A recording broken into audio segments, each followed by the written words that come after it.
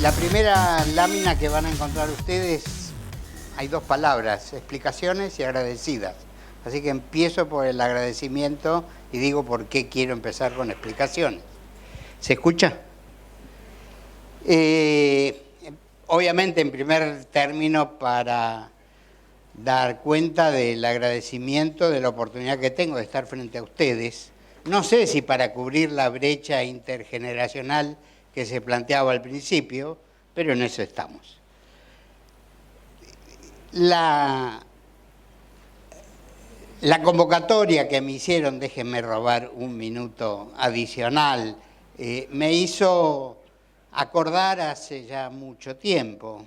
Varios de ustedes quizás no habían nacido o estaban gateando cuando en el centro de estudios del que yo formaba parte, el SEGUR, en Buenos Aires, que se originó aquí en la provincia de Santa Fe, fue convocado para colaborar con la primera gestión de la Intendencia Socialista aquí en la ciudad de Rosario. Y bueno, que me haya invitado ahora un organismo de la municipalidad, lo primero que hizo es evocarme aquella circunstancia, obviamente muy gratamente.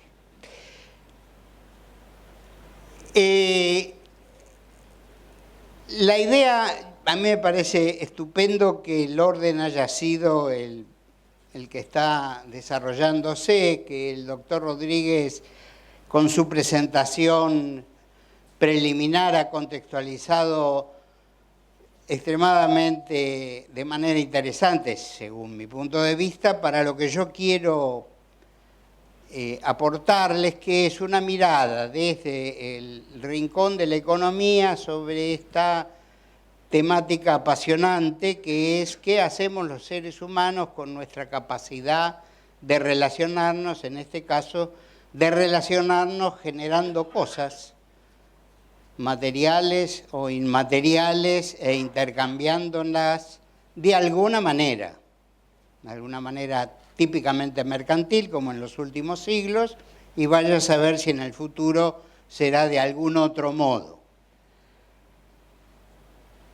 Pero desde la economía a mí me da la impresión que no debemos olvidar que este tema de la desigualdad y de la inequidad, según esta mirada, está originada en el acto mismo de generar los bienes y servicios para intercambiar.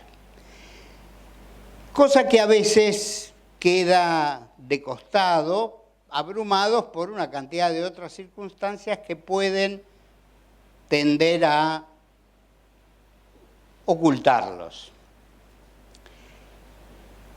Esto que yo acabo de decir tiene como implicancia inmediata la frase que apareció recién, que es que en la organización de la vida económica y social en términos capitalistas hay dos actores principales, nos puede gustar más o menos, pero en general las personas que representan o expresan al capital y las personas que proporcionan el recurso humano cotidiano para esa actividad económica. Es cierto que hay, como allí la frase termina, hay otros elementos, componentes, características diferentes de estos dos actores principales o que se le parecen pero no demasiado. Por ejemplo, los trabajadores por cuenta propia, para dar solo un ejemplo. Y es eso, insisto, según la mirada que les estoy proponiendo, el punto desde el cual se origina lo que algunos llaman la matriz distributiva, es decir, cómo nos repartimos socialmente lo que generamos. Pero hay un detalle, tendemos a no darle suficiente bolilla al hecho de que, si bien el mundo de hoy, en la segunda década del siglo XXI, el capitalismo está prácticamente dominando todas las sociedades que existen, no todos los países desenvuelven su actividad económica y configuran su matriz distributiva de manera semejante. Y yo creo que hay al menos un par de cuestiones que hay que tener en cuenta para interpretar las posibilidades de estas diferencias. Yo no sé si la letra, o yo no veo suficientemente, yo espero que ustedes vean más o menos bien.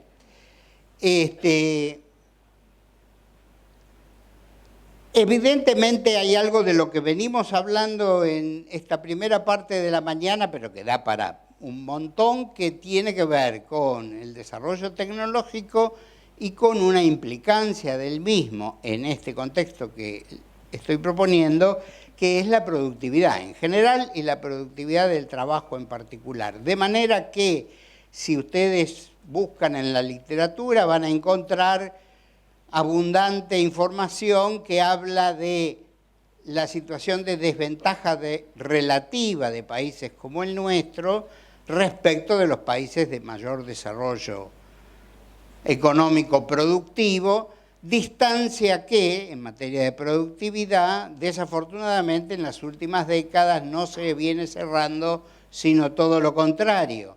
Lo cual significa que en casos como el nuestro, en que la productividad ha seguido creciendo, lo ha hecho con una lentitud relativa que nos aleja del centro del desarrollo económico mundial, lo cual globalmente como sociedad nacional nos genera situaciones que no es el momento que la discutamos ahora aquí, pero que hay que tener en cuenta según mi punto de vista.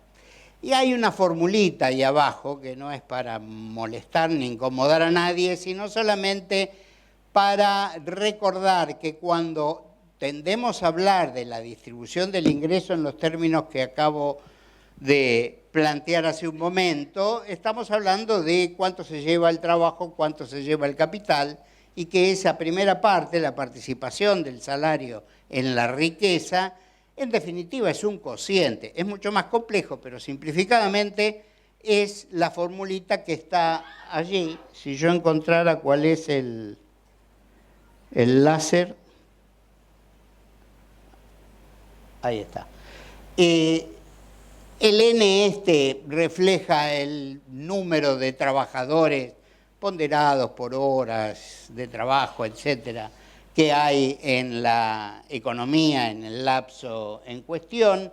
Esta W refleja el nivel medio del salario, el denominador es la manera que tenemos los economistas de dimensionar la torta que somos capaces de crear, con lo cual, multiplicando por 100, tenemos el porcentaje de participación del salario, aquello que, si bien el grueso es muy joven, si yo hablo del general, seguramente saben que no estoy hablando de San Martín, sino de Perón. Y cuando se habla del general Perón en estos términos, se acuerda uno de una frasecita que ha rebotado durante mucho tiempo, que es el famoso 50-50. El 50-50 quiso expresar en aquel momento una pretensión de equidad en los componentes de la sociedad. Yo, para embromar un poco, suelo decir en este punto, con datos que van a ver ustedes dentro de un ratito, que si los trabajadores asalariados en una sociedad como la Argentina son 3 de cada 4 miembros del mercado laboral, ¿por qué 50-50 es equitativo? A lo mejor 75 y 25, si tuviera que ver con el número de personas involucradas, para pensar. Pero el otro elemento es, la primera parte tiene que ver con el ámbito mismo de la producción. La segunda tiene que ver con qué hace la sociedad con la realidad que se deriva de este primer componente. Y entonces si establece o no establece, o con qué carácter, en qué medida, establece mecanismos fiscales a través de las captaciones impositivas o del uso de esos fondos en materia de subsidios, asignaciones, etcétera, que intente eventualmente producir alguna modificación, presuntamente en términos progresivos o tendientes a la mayor equidad, para, si no resolver, por lo menos atender de alguna manera esas injusticias que en el momento inicial se generan. Lo cual entonces me permite a mí proponerles que designemos con el nombre de distribución a la manera en que se reparte primariamente desde el punto de vista económico la riqueza que se genera entre la retribución al capital y la remuneración al trabajo, mientras que utilicemos la palabra redistribución para aquello que habitualmente le damos el primer nombre, pero que en realidad tiene que ver con esa segunda vuelta de reparto de algunas porciones de la riqueza que generamos. La redistribución que puede estar implicada en políticas distintas. Esto es nada más que una síntesis. La redistribución allí aparece básicamente ejemplificada con transferencias y subsidios, que pueden ser a las personas, a las familias, incluso a las empresas, para que las cosas que venden las vendan a precios más accesibles, lo que fuere. No me interesa en este momento entrar en ese detalle.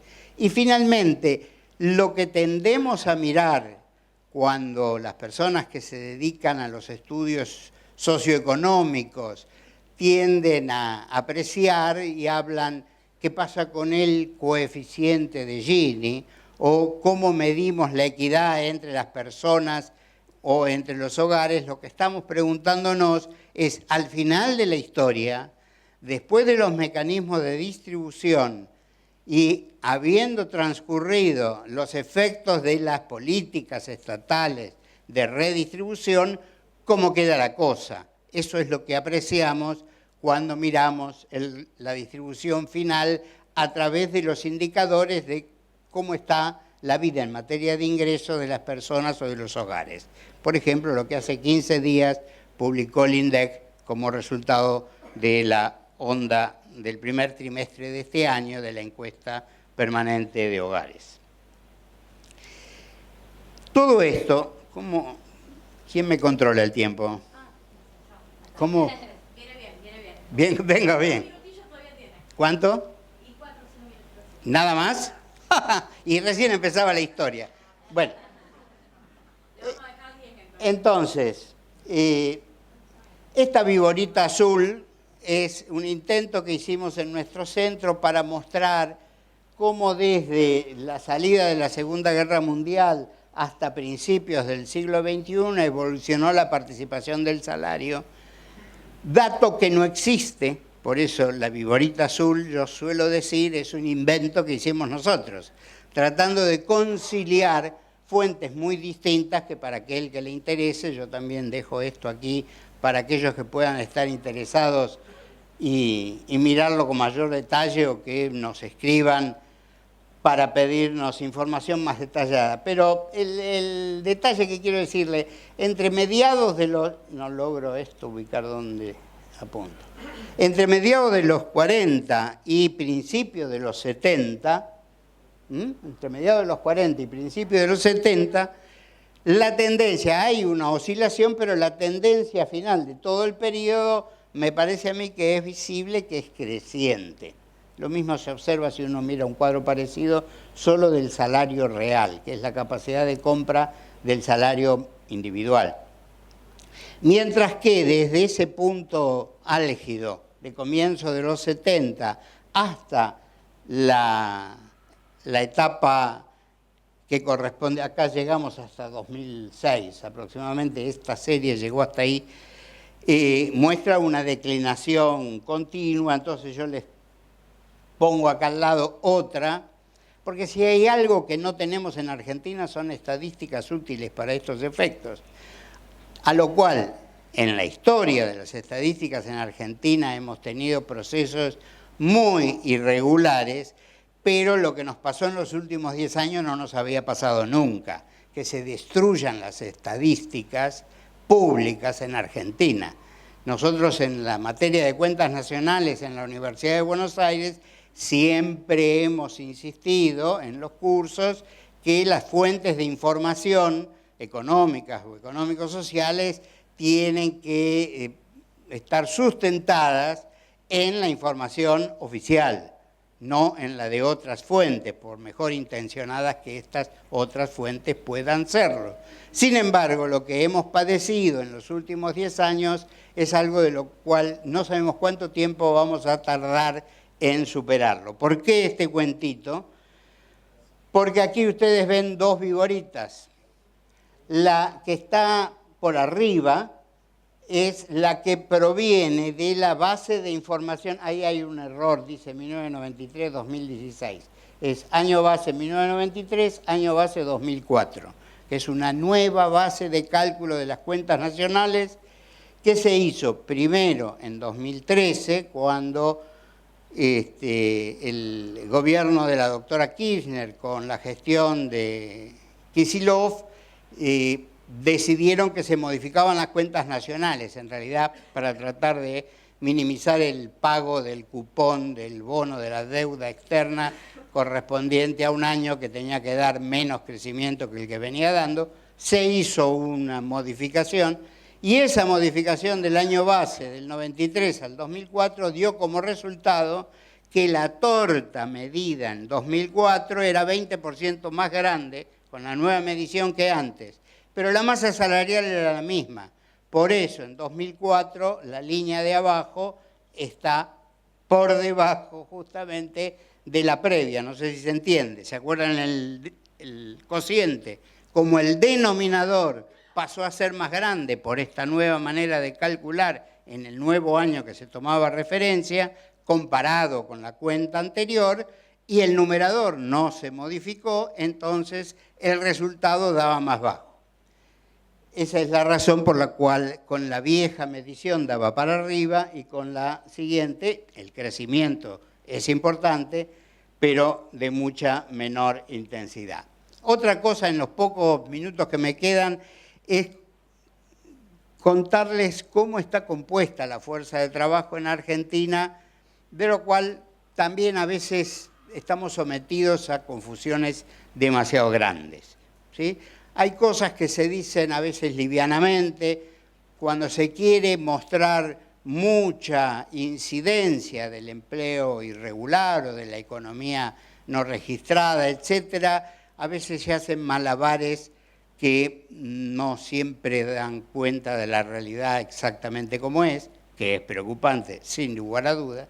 Pero en materia de empleo, en el 2003, 1 de cada 4 ocupados eran no asalariados.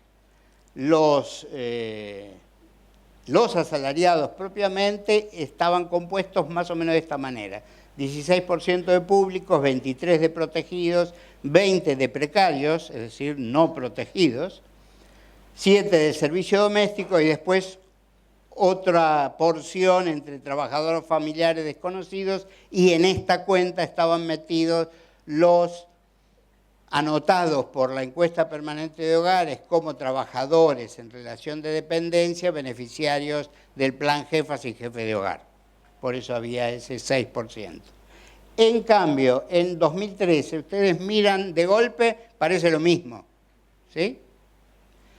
Parece lo mismo, pero hay un pequeño crecimiento de la proporción, no son 75 sino 77. El salto más grande lo vemos entre los asalariados privados registrados como consecuencia de que esta partecita de acá abajo, que sumaban entre un 8 y un 10%, en realidad tendieron a desaparecer, y por traslación los servicios domésticos quedó en la misma magnitud, pero parte de los que estaban abajo fueron a preservarse como trabajadores precarios, y muchos trabajadores precarios blanquearon su situación y pasaron a ser asalariados protegidos, que es el ámbito donde enseguida vamos a ver más empleo se creó. Antes que eso, una locomotora necesito. Esto es, hemos hablado quienes nos interesan los temas ocupacionales o económicos en general, del contraste fuerte entre la década del 90 y la primera década del siglo XXI. En materia de empleo asalariado, según ramas de actividad, como ahí está mostrado, y según si están protegidos o no protegidos, a quien le interese nuevamente puede mirar esto con más detalle, pero fíjense que es indudable el cambio registrado entre haber crecido el empleo asalariado en un 4% en un momento, en una década, y casi 10 veces más en la década más reciente. En la primera de ellas, con gran pérdida de empleo en el sector manufacturero y de la construcción, que son dos de los sectores con más fuerte crecimiento en el periodo del siglo XXI, con un casi nulo cambio en materia de empleo asalariado en la administración pública, a un crecimiento claramente importante en los años más recientes, simplemente para tener un panorama de que nadie puede dudar de que la situación en materia laboral ha cambiado significativamente. Pero el segundo de los periodos que yo les acabo de mostrar vale la pena que sea visto con algún detenimiento, porque ese 36-37% que yo les mostraba antes, en realidad fíjense ustedes que está fundamentalmente explicado por los primeros años de la salida de la crisis, entre 2003 y 2007. Mientras que después, no sé si esto, sí, mientras que después, por ejemplo, entre 2011 y 2015, el crecimiento para ese cuatrienio es más o menos de una décima parte de lo que fue en el periodo inicial. Es decir, que no hay ninguna duda que al interior de este periodo globalmente para el mundo laboral virtuoso, ha mostrado diferencias no menores que deberíamos darle suficiente atención para atender no solo lo que nos pasó en este lapso de salida de la crisis, sino por lo que estamos atravesando en este momento, en la medida en que seguramente tiene relación imposible de ser cortada con estos antecedentes. Acá lo que se ve es como la manufactura, que crecía fuertemente en ese primer periodo, en el segundo periodo prácticamente no se modificó el empleo asalariado en ese sector, o como la administración pública, que crecía importante, pero menos que el promedio y mucho menos que los sectores productivos. Cuando uno va al periodo último de esto que aquí les muestro, no solo es más fuerte que al principio, sino que es casi 10 veces más grande que el promedio. Esa es la naturaleza del cambio ocupacional. Bueno, esto se los cuento rápido. Las líneas que van a aparecer son los cuenta propia, el empleo estatal, el empleo asalariado protegido, el empleo asalariado desprotegido, esta línea verde irregular que oscila acá entre 2 millones. Esta cifra de 2 millones corresponde a los 28, 30 aglomerados urbanos relevados por la encuesta de hogares, no es el total del país. Para eso hay que aumentarle algo así como un 50% a estos números, y este último el servicio doméstico.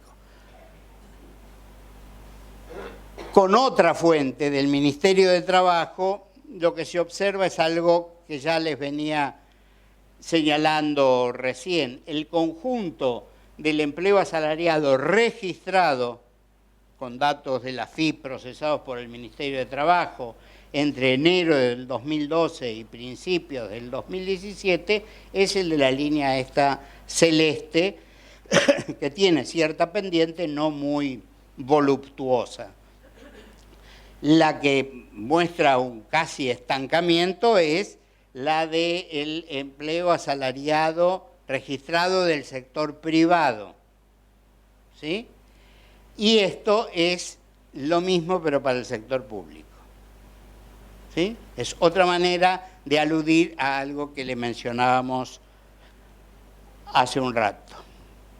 Bueno, esto era no tengo tiempo, es para ver los ingresos.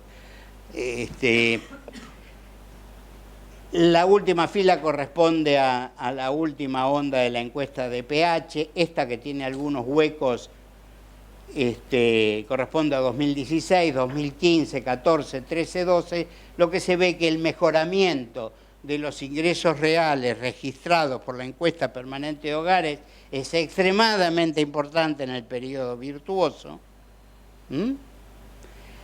Luego, relativamente estancado, lo que está ahí arriba da para una conversación más larga, son los ingresos per cápita familiares, que tienen que ver con los ingresos no solo laborales y no solo de las personas que están en el mercado de trabajo, sino todo tipo de ingresos. Seguramente tiene que ver con parte de la política de transferencias redistributivas de las que hablábamos al comienzo. Pero estos son los ingresos individuales de las personas, una de las líneas, y otra de las líneas, los ingresos de la ocupación principal de las personas, que circulan por senderos extremadamente similares y que muestran un pico alrededor de 2012-2013, un descenso muy pronunciado en el 2014, una suba en el 15, una caída en el 16, no tan grande como la del 14, y una muy leve mejoría en el 17. Por lo tanto, cuando hablamos de la preocupante de la situación presente o algún grado de conexión mayor tenemos que hacer con la información de la que disponemos. Y bueno, esto es algo parecido en materia de salario registrado.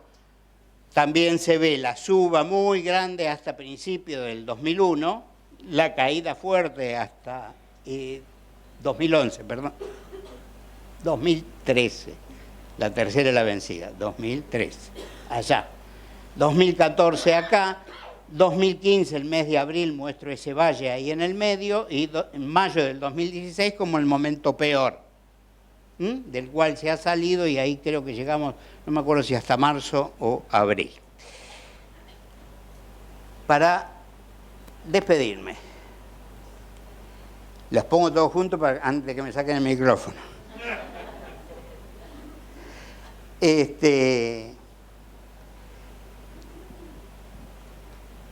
Solamente un momento para volver a enfatizar la mirada que les propongo, que es dónde poner el ojo cuando uno mira la conflictividad social desde el punto de vista de la economía, desde el punto de vista de los ingresos, desde el punto de vista del trabajo. Combinando todo esto, creo que no hay ninguna duda que tenemos que poner el foco en las formas, ciertamente cada vez más complejas, de relacionarnos que tenemos en el capitalismo del siglo XXI entre el capital y el trabajo, básicamente, distribución primaria. Ciertamente hay formas productivas opcionales, pero en tanto no se acomodan a las reglas que impone el capitalismo y o que no están adecuadamente enmarcadas por las regulaciones estatales, corren con desventajas. ¿Sí? Cosa que no es para desalentar ningún ánimo emprendedor, todo lo contrario, sino para tenerlo en cuenta de los bueyes con que aramos. Y por último, que las políticas oficiales en materia de redistribución son obviamente un instrumento valioso, yo diría imprescindible, pero por ser imprescindible creo que es una expresión de la vida social que es inimaginable si no es a través de mecanismos consensuales. Con lo cual no podemos menos que meternos al apasionante mundo de la política, pero esa es otra cuestión. Solo para decirle muchas gracias.